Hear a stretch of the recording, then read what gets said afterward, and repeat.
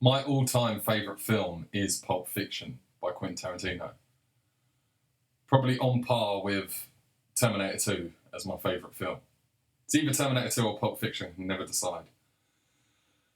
And I've met a lot of people that don't like Pulp Fiction. They've actually watched it and don't like it, or they've never seen it and they don't want to see it. And I'm like, what? But I've realised something. And I'm going to be talking a lot about Arnold Schwarzenegger films, Arnold Schwarzenegger in general, Last Action Hero in particular. But believe it or not, I'm actually talking about Pulp Fiction and Quentin Tarantino. But I'll explain why in a minute. And also, I believe that Last Action Hero, the Arnold Schwarzenegger film, and Pulp Fiction are both very similar. And if you've seen both of these films, you're probably thinking, I've seen those films, they're nothing like each other, how the hell are they similar? I'm going to explain. That's the whole point of the video. Ready? But first, I have to explain a few things about Arnold Schwarzenegger films. I grew up on Arnold Schwarzenegger films. The first Arnold Schwarzenegger film I ever saw was Terminator 2. I saw it when I was way too young. And he plays a robot in that, so he can just smash through walls and do anything. You can shoot him and it doesn't matter because he's a robot. But then when I'd see him in other films, I would get annoyed if he could, die or be hurt. I'd be like, what? He's supposed to be indestructible. Because he was big and muscly, it made it believable that he could smash through walls and beat anyone up. I know he's a total dork, and I know he can't talk properly, but when you're a kid and you just see this massive dude just smashing through walls and stuff, you're like, yeah! So anyway, I used to watch Arnold Schwarzenegger being muscly in films, and as I grew up, I sort of grew out of them, but I've revisited them, and some of them are actually really good. It's just some of them are total cheese action bullshit. And I would say, just off the top of my head, the good ones, if you've never watched an Arnold Schwarzenegger film, because there are people my age who just never watched them, and then there's new generations that have just missed it. They just missed the Arnie phase. Seriously, go and watch it. Terminator 1 is good. Predator is good. Total Recall is good. Terminator 2 is one of the greatest films ever made. And not despite the fact it's got Arnold Schwarzenegger in it. It's actually, he's good in it. He's good as the Terminator, because he's a robot who can't talk properly. The Running Man. A lot of people say The Hunger Games is a rip-off. It's just like Battle Royale. Well, yeah, Battle Royale is just like The Running Man. You'll notice in a lot of futuristic dystopian films that the plots are very similar a lot. It's not because writers are copying each other, okay? It's because they're all taken from the same source material of actual futuristic predictions.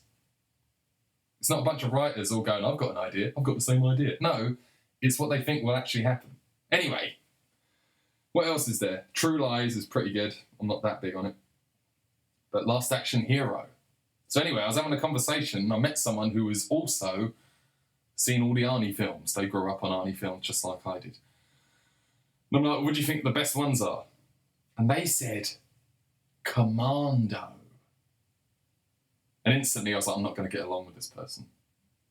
Because Commando is what... If you haven't watched Arnold Schwarzenegger films, Commando is what you think Arnold Schwarzenegger films are. It's what... Who's the guy in The Simpsons that's meant to be Arnold Schwarzenegger? And he takes the fist. Aviator or whatever his name is. And it just rips the fuck out of... It's a big muscly guy that goes around shooting everyone for no reason. There's no plot. It's just... This guy's indestructible for no reason. Everyone's shooting at him. They keep missing. And he shoots everyone first go. It's just stupid. He's on a mission. He's going to kill everyone and say cheesy lines as he does it. It's just so shit. I've tried to enjoy Commando because I've been told that I'm not getting it. I'm like, no, this is just bullshit. This is what everyone says action films are like. This is crap. And there's another one called Red Heat, which just sort of went under the radar. It's so crap, you can't even make it all the way through the film. It's so crap. It's like a crap version of Commando. And Commando is crap. And people bang on about Conan the Barbarian. I don't really care about all of that shit. The ones I named are the good ones, in my opinion. All the others can fuck off.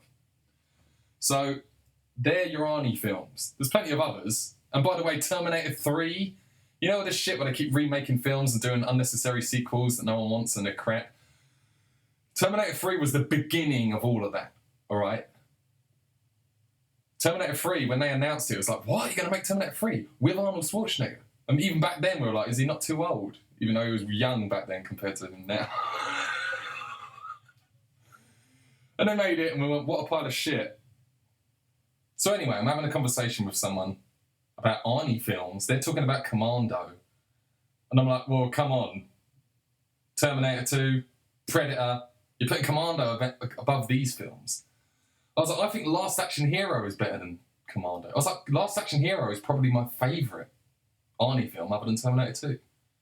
And they were like, no, that one's crap. And then I realised what I'm saying. And that's why I'm talking about it now.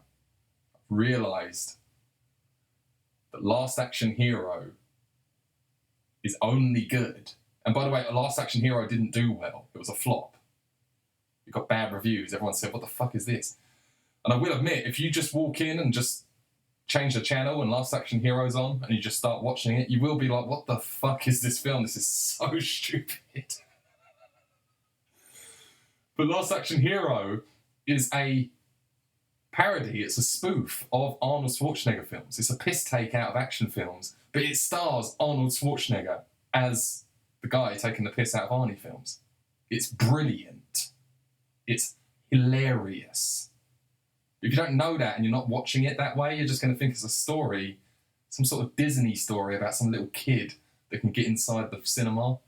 He's got a magic ticket and he can get in the film, and then he gets in an Arnie film, and it's just so far-fetched and stupid. But it's like, no, if you've seen all the other Arnie films, it's brilliant. If you just watch it out of context and just watch it, you're like, this is a pile of shit. This is stupid. In fact, it'd be worth watching Commando just to watch Last Action Hero. It would be worth suffering Commando. Sit through it and go, oh my God, what a pile of shit. And then watch Last Action Hero and you'll think it's the funniest film you've ever seen. And it's not just taking the piss out of Arnie films, it's taking the piss out of all action films. It's even got the T-1000 from Terminator 2 in it. He just walks past and the kid goes, hey, look! And he takes Arnold Schwarzenegger into the video shop to show him, look, you're in Terminator 2. And then it's got a big poster with Sylvester Stallone sitting on the fucking motorbike. The kid's like, no, you're in this movie. And he's like, what are you talking about? This is his best work. But the thing is, even though Last Action Hero is a comedy, it's not done in a comedy way, really. It's done really professionally. The special effects are amazing. The stunts are amazing. But it's a joke. But it's not done in a jokey way. It's done better than most action films. So that's what I mean. If you just like flicked it on, you'd be like, this is so stupid. Because it seems like it's taking itself seriously. If you know it's not, then you think it's fucking hilarious. The whole film's hilarious. I'm a famous comedian, Arnold Schwarzenegger.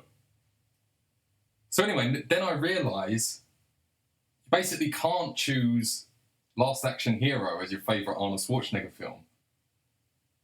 Because, well, you can, but it's almost like if you stripped all the other Arnie films away, Last Action Hero wouldn't actually be that good. It's like you have to watch all the other ones and then go, this is brilliant. And that made me realise this is why a lot of people don't get Pulp Fiction.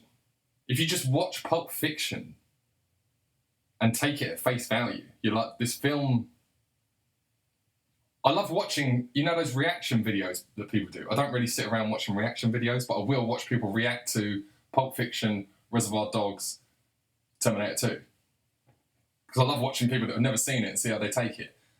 And a lot of times when people do a reaction to Pulp Fiction, the first half of the film, they miss most of it because they're watching it wrong. Just like if you watch Last Action Hero out of context and you've never seen an Arnie film, you're not going to like it because you're watching it wrong. Do you see what I'm saying? You're not going to get it. You're not going to even understand what you're seeing, what you're hearing, why it even exists. Because you haven't seen the others. And Pulp Fiction is doing two things. A, it makes references to many other films, many other stories that you've already heard and already seen. And it's doing its own spin on it. And if you haven't seen or aren't aware of those stories, or if you're not making that connection, you're going to think there's not a lot going on in this film, or it's a bit cliche, story-wise. Or, the other thing is, this is what I noticed from watching people react to it, is the first half of the fucking film, they talk all over the dialogue, because they're waiting for something to happen. They don't realise that the dialogue is what's happening. The point of the film is, you've already seen these stories before. A gangster has to take the big boss's wife out when the boss is out of town, and he has to not get with her. A boxer is supposed to go down in the 5th round, but he doesn't. And now the mob's after him. You've seen that story a million times. Gangsters turn up at someone's house and they want what's owed to them, and then they shoot the people that are there. You've seen that a million times before. That's basically what happens in Pulp Fiction, story-wise. Oh, and also there's a part where someone accidentally shoots someone in the face and they have to dispose of the body. There's another part where someone gets arse raped, and there's another part where someone has to get an adrenaline shot to their heart because they overdosed on heroin. But these parts seem to go by the wayside because it's actually about the dialogue and the characters, and you're not getting that, and you're just watching it and going, it's almost like something's nearly about to happen, but it never quite happens.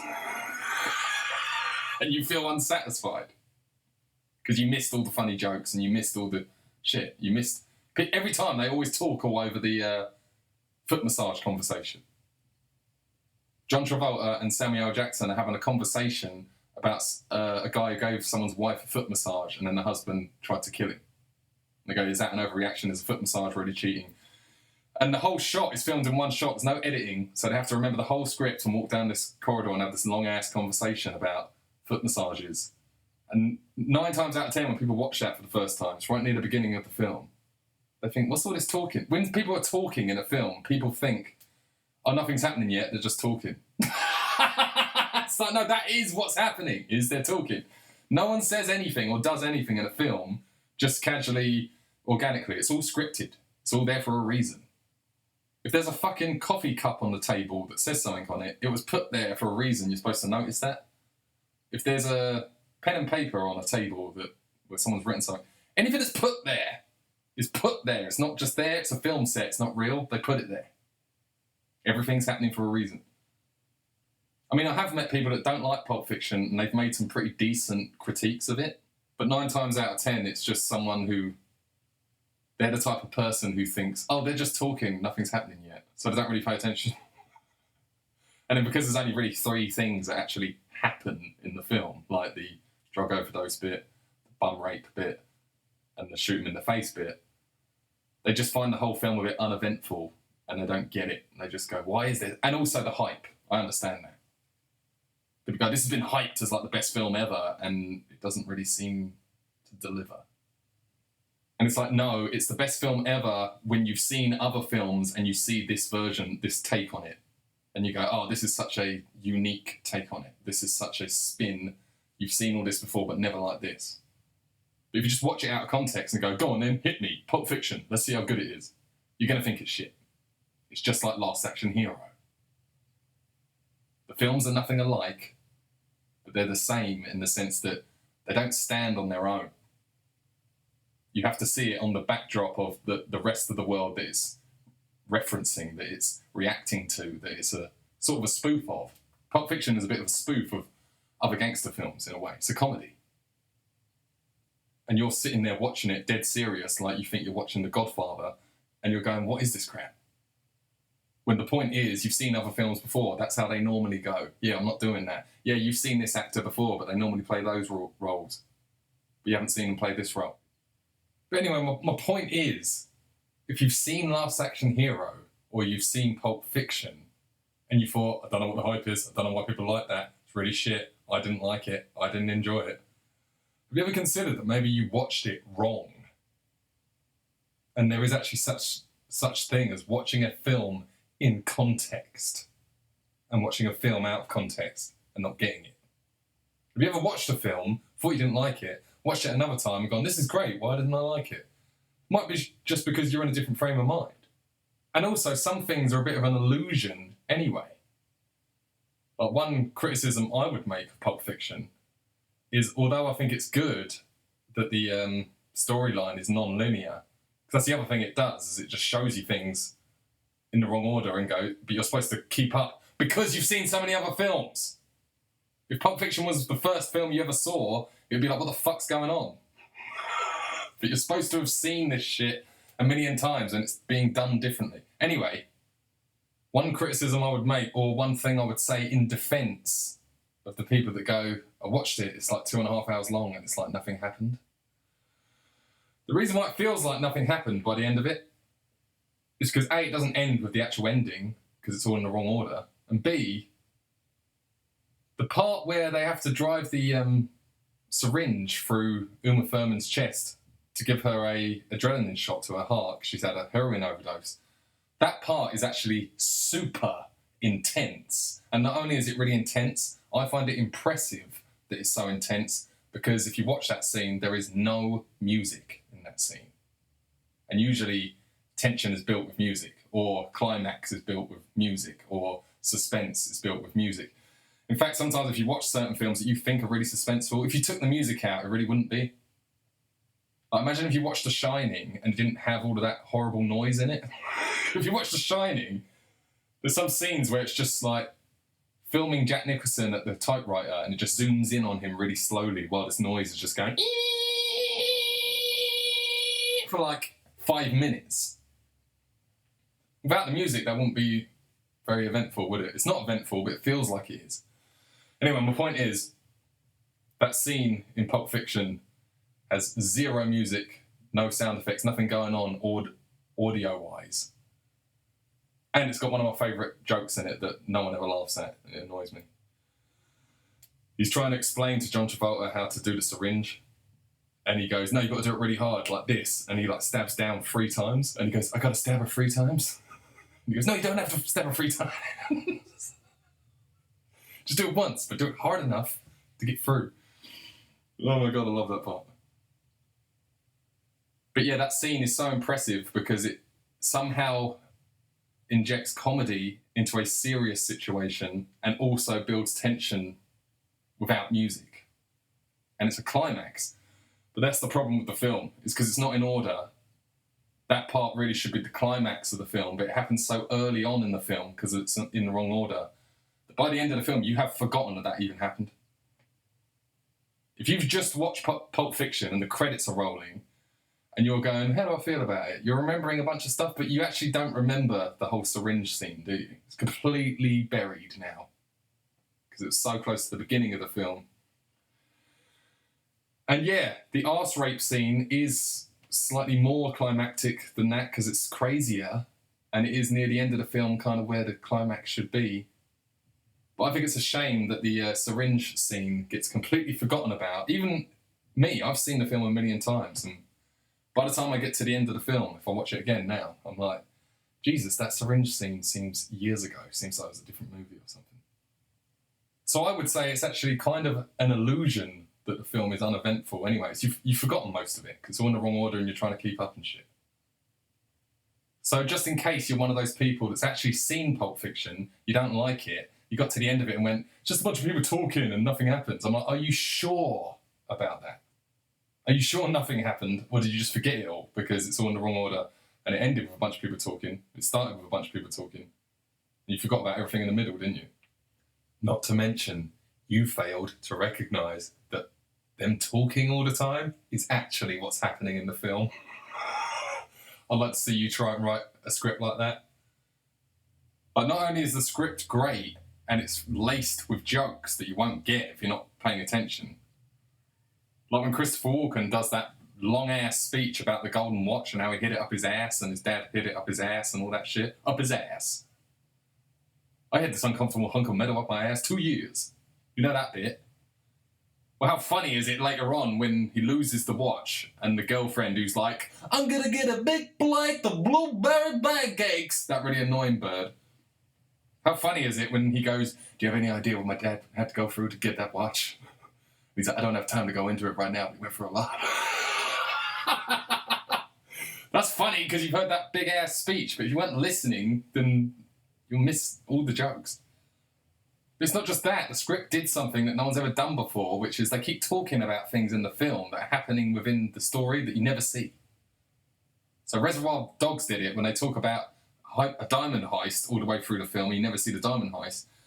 But in Pulp Fiction, John Travolta's banging on about his trip to Amsterdam, Royale with cheese and all that. You never see any of that, but you feel like you feel like you've seen him go to Amsterdam. Then Samuel L. Jackson tells John Travolta about the TV show that Uma Thurman's character was nearly in, but it never happened. Later on, they talk about it. He talks about it with Uma Thurman. You never see the TV show. You never see any of this. Then John Travolta and Samuel L. Jackson are talking about foot massages. Why? Because the guy got thrown off a balcony and all that shit. You never see a guy get thrown off the balcony. They just talk about it. There's so many things that they talk about in the movie that you never actually get to, because that's what it's doing that other films don't do. Usually people only talk in movies about what's going to happen later in the movie. It's like real life, where sometimes people are saying things. In real life, people are talking all the time. And sometimes what they're saying is important, and other times it isn't. It's up to you to pay attention. And that's what you've got to do in Pulp Fiction. There's a bit in Pulp Fiction where a woman sits there talking about all of her piercings and why she got them and where she got them. That's completely unnecessary. It's nothing to do with anything in the plot, never comes up again. But then there's other conversations that happen in the movie that seem insignificant, and then you go, oh no, that's actually because of this. And people obsess over what's inside the suitcase. I couldn't give a shit what's in the suitcase. I've never even thought about it. I don't give a fuck what's in the suitcase. Anyway, the point is, if you're going to watch Pulp Fiction, you need to watch it realising it's made by a guy who's watched 9 zillion films. And he's doing his version of what like every film has done, like especially gangster films. And if you watch Last Action Hero with Arnold Schwarzenegger, you need to realise it's a piss take of Arnold Schwarzenegger films, and it's actually amazing that they got Arnold Schwarzenegger himself to star in it. That's called watching these films in context. And if you're watching it out of context, you probably think they're shit. If you get everything I'm saying, but you still think these films are shit, then guess what? I watched The Big Lebowski, and I thought it was just a bunch of people talking, and it was boring and nothing happened. So fuck you.